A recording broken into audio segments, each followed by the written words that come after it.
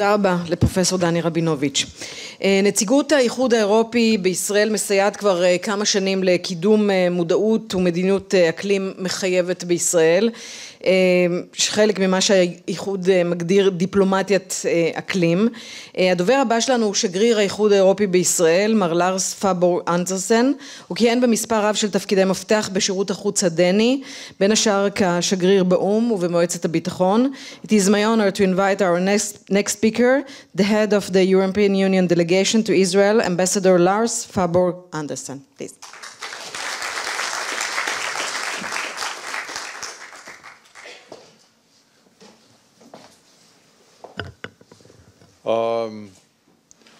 Good afternoon, ladies and gentlemen.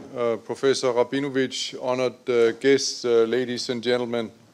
It's indeed a great pleasure for me to participate in the opening of this very important conference on climate change. As you know, just last week, COP22 opened in Marrakesh, and just 3 days earlier, as a matter of fact, the Paris Agreement came into effect. The first session of the Marrakesh conference, therefore, will also serve as the first meeting of the parties of the Paris Agreement. So, this past year has been one of accomplishment for international climate change efforts. Last December in Paris, all of us, the EU and Israel, the world's largest economies and its least developed countries from the Arctic to the Pacific Islands, 195 countries in total, agreed on a global action plan to put the world on track to avoid dangerous climate change by limiting global warming to well below 2 degrees centigrade. This was the first ever binding universal climate agreement. We are proud of the role that the EU played to make this happen.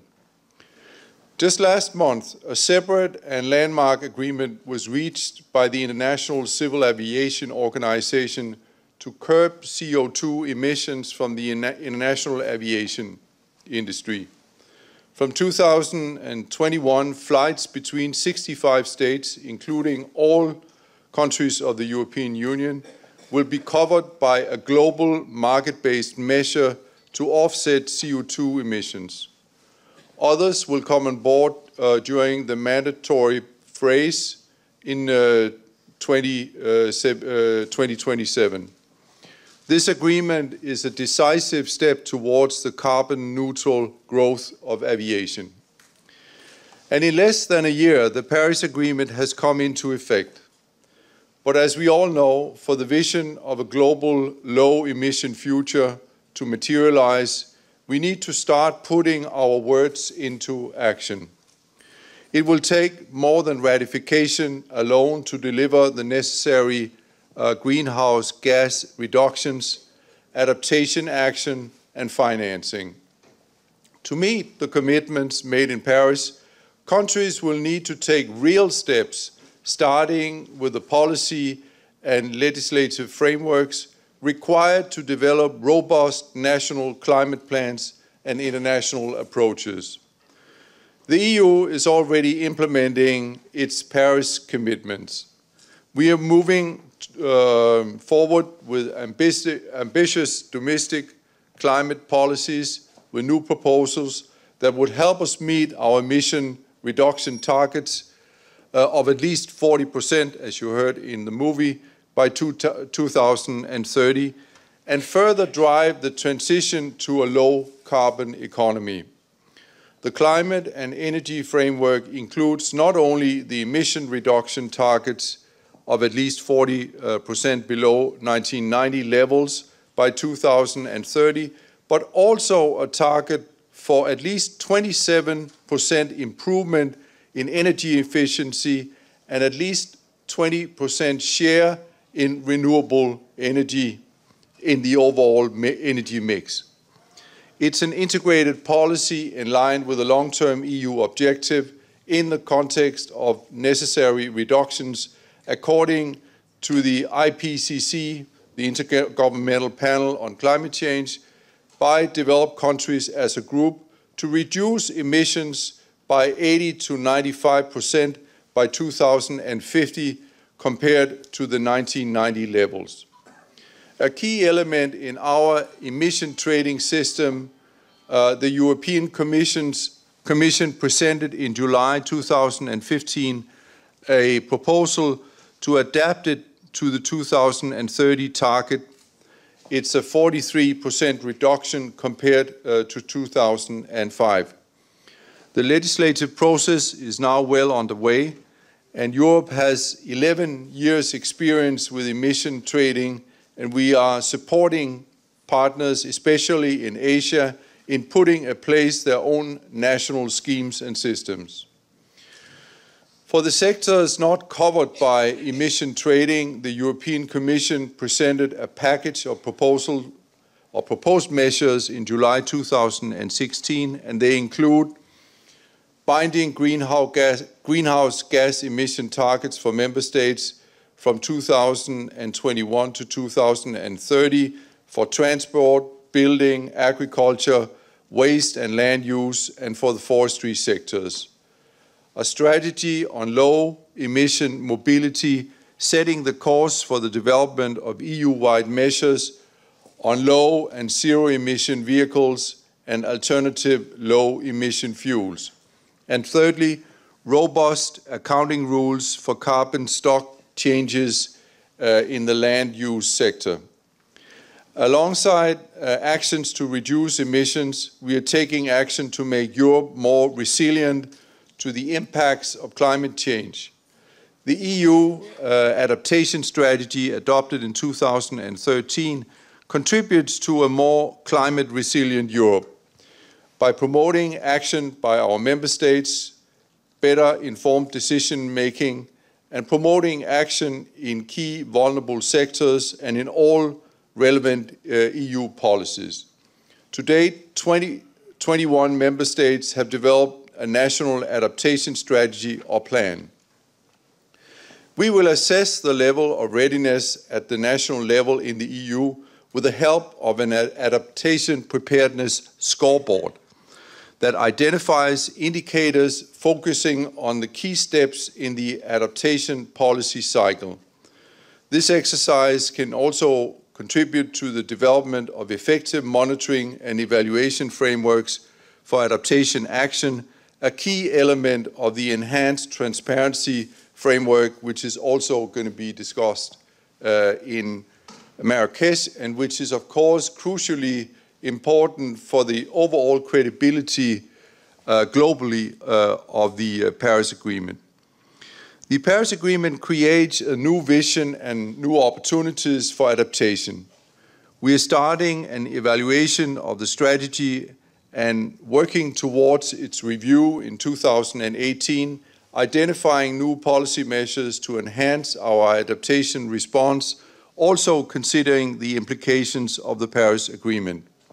In 2014 to 15, the EU and its member states supported nearly 100 countries in the elaboration of their intended national contributions, the so-called INDCs, through a range of technical assistance programs with a thematic or regional focus to assist in these areas. We all learned a lot through that process and will use that knowledge to inform the next steps. We hear and understand concerns that taking action against climate change could negatively affect economic growth. But we have found out that the opposite is actually true. In the EU, emissions have decreased by 23% since 1990, while our GDP has grown by 46% in the same period. During these years, we have created new jobs, businesses, technologies, and competitive advantages that prepare us for a new climate-compatible economy. For the European Union, the COP22 in Marrakesh has to be one of the real step changes after Paris, the world's moving full stream ahead in the implementation of Paris. Marrakesh has to demonstrate that commitments are being implemented and enable more immediate action. This story has to emerge from all the Marrakesh deliverables. We should leave Marrakesh with shared understanding on the direction of travel of main items of the Paris work program, including ambition, cycle, and transparency, to be ready to complete it by 2018. It's essential that we clearly demonstrate that countries are swiftly putting in place ambitious climate policies, that they are gearing up to implementing their NDCs and integrating NDCs into national development planning in full coherence with the Sustainable Development Goals. We need to demonstrate that the action agenda, which provides a platform for the mayors, governors, CEOs, investors, as well as presidents and prime ministers to demonstrate their commitment to climate action, was not a one-off, that it's delivering and developing and not becoming some kind of a bureaucratic exercise. A first step towards full implementation of the Paris Agreement is a ratification in accordance with each country's own internal procedures. More than 180 countries have now signed the Paris Agreement, and some 60 have completed their domestic ratification procedures and become parties to the agreement. The EU has always been clear that the strength of the agreement lies in its universal nature. For the first time, almost every country in the world has committed to playing its part in tackling climate change, and for that reason, it's important that all countries are making progress towards ratification. I therefore take the opportunity to call on Israel to ratify the agreement as soon as possible and to translate its country-specific commitments into actionable policies and measures in all sectors of your economy.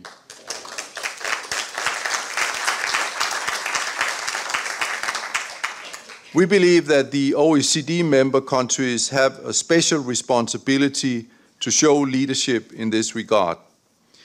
The EU has, for more than 2 decades, had experience in developing and implementing ambitious climate policies and stand ready to share our experience for the benefit of others.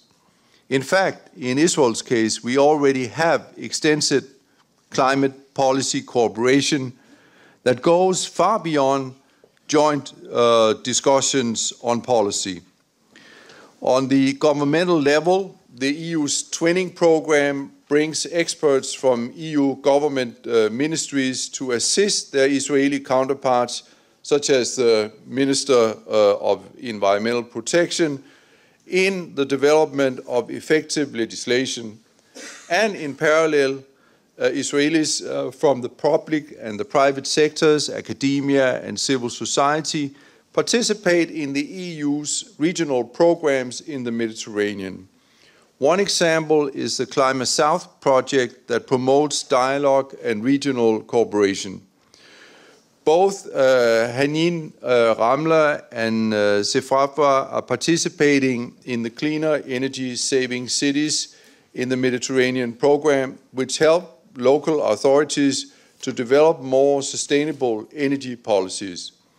Kfar Shaba, together with the towns in the Southern Triangle area, and Eilat are participating in the Sustainable Urban Demonstration Energy Projects program. The SwitchMed program is helping Israel to develop a sustainable consumption and production roadmap, among other things, by helping small and medium-sized enterprises like tourist sites, restaurants, and mini-markets to become more resource efficient.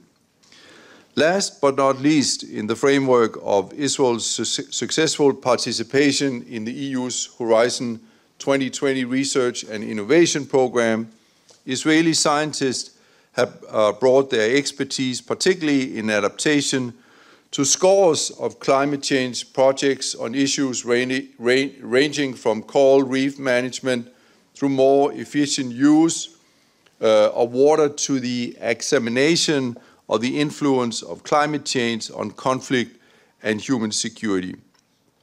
To conclude, we must maintain the momentum created in Paris because the price is worth it. Lower emissions, greater energy security and energy efficiency, innovation-driven growth. There's a lot of work to do, and we look forward to working hard, hand in hand with Israel to accomplish these goals. I thank you very much for your attention.